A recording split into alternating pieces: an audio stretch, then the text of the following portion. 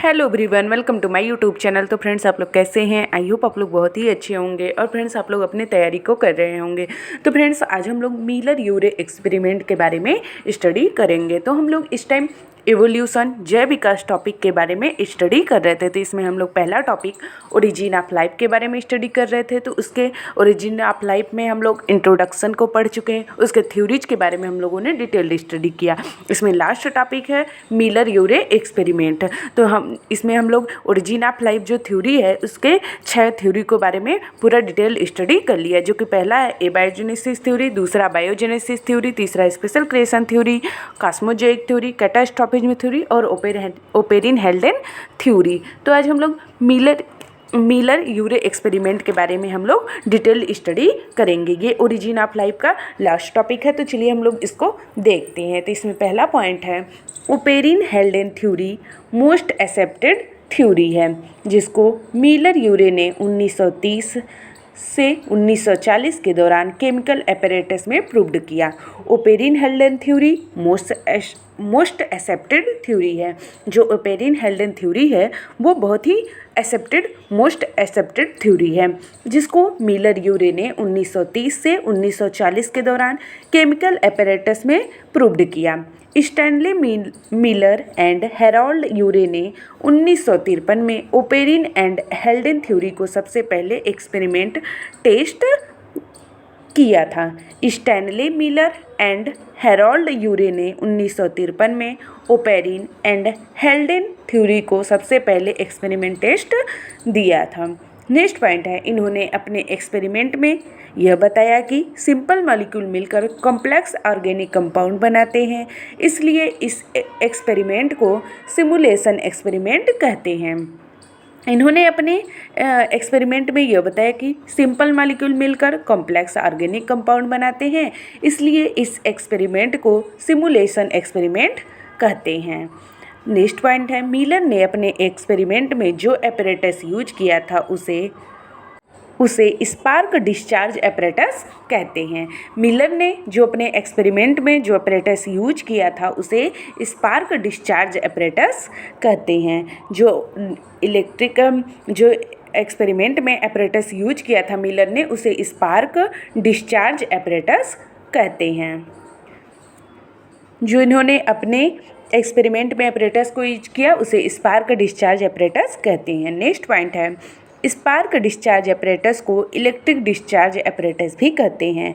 जो मिलर ने अपने एक्सपेरिमेंट में जो एपरेटस यूज किया उसे स्पार्क डिस्चार्ज एपरेटस कहते हैं और उस स्पार्क डिस्चार्ज एपरेटस को इलेक्ट्रिक डिस्चार्ज एपरेटस भी कहते हैं। नेक्स्ट पॉइंट है, मिलर ने इलेक्ट्रिक डिस्चार्ज को methane, ammonia, hydrogen and water के मिक्सचर में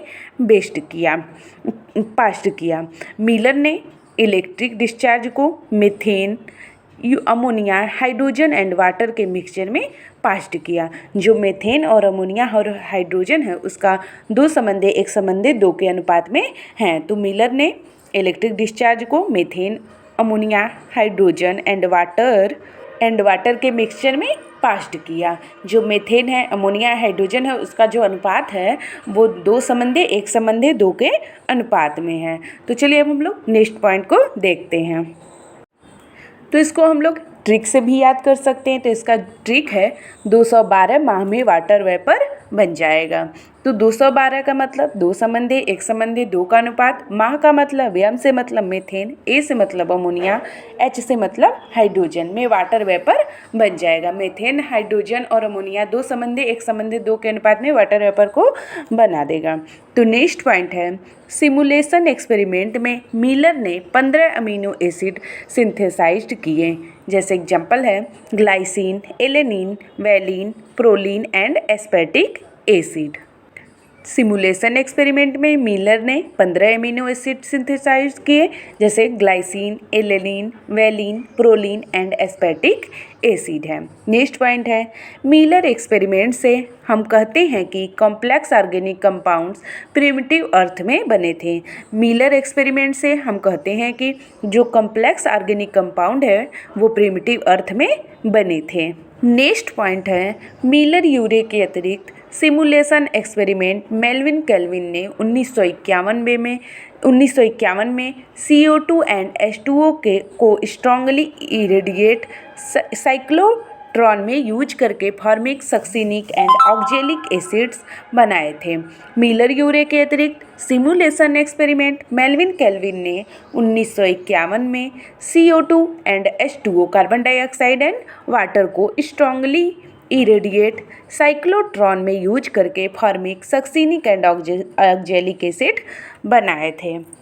तो जो मिलर यूरे के अतिरिक्त सिमुलेशन एक्सपेरिमेंट था उसे मेल्विन केल्विन ने 1951 में CO2 carbon dioxide and H2O को स्ट्रांगली इरेडिएट साइक्लोट्रॉन में यूज करके formic succinic and oxalic acid बनाए थे। तो फ्रेंड्स, आज हम लोग मिलर यूरे एक्सपेरिमेंट के बारे में हम लोगों ने डिटेल्ड स्टडी किया। तो हम लोग मिलर यूरे एक्सपेरिमेंट को डिटेल्ड पढ़ें और इसके बारे में हम लोगों ने डिटेल्ड जाना। तो फ्रेंड्स, अब हम लोग आगे इवोल्यूशन में जैव विकास में नेक्स्ट टॉपिक ऑर्गेनिक इवोल्यूशन के बारे में स्टडी करेंगे। आज हम लोग मिलर यूरे एक्सपेरिमेंट के बारे में पढ़ा। अब हम लोग इवोल्यूशन में ओरिजिन ऑफ लाइफ के बारे में हम लोगों ने कंप्लीट स्टडी कर लिया है। तो आप लोग अपने नोट्स को बना लीजिएगा। उसमें हम लोग इंट्रोडक्शन, उसके थ्योरी और जो भी एक्सपेरिमेंट थे उसको हम लोगों ने डिटेल्ड पढ़ लिया है। तो फ्रेंड्स, आप लोग को वीडियो पसंद आए प्लीज़ वीडियो को like, share, comment and subscribe कीजिएगा। और फ्रेंड्स, आप लोग को BSc MSc में या फिर TGT PGT से किसी भी टॉपिक पे नोट्स चाहिए हिंदी इंग्लिश मीडियम में तो कमेंट करके ज़रूर बताइएगा। हम उसको आगे वाली वीडियो में लाने का प्रयास करेंगे। और फ्रेंड्स, आप लोग को जिस भी टॉपिक पे नोट्स चाहिए उसको कमेंट में लिख दीजिएगा। हम उसको आगे वाली वीडियो में लाने का ज़रूर से ज़रूर प्रयास करेंगे। Thank you everyone.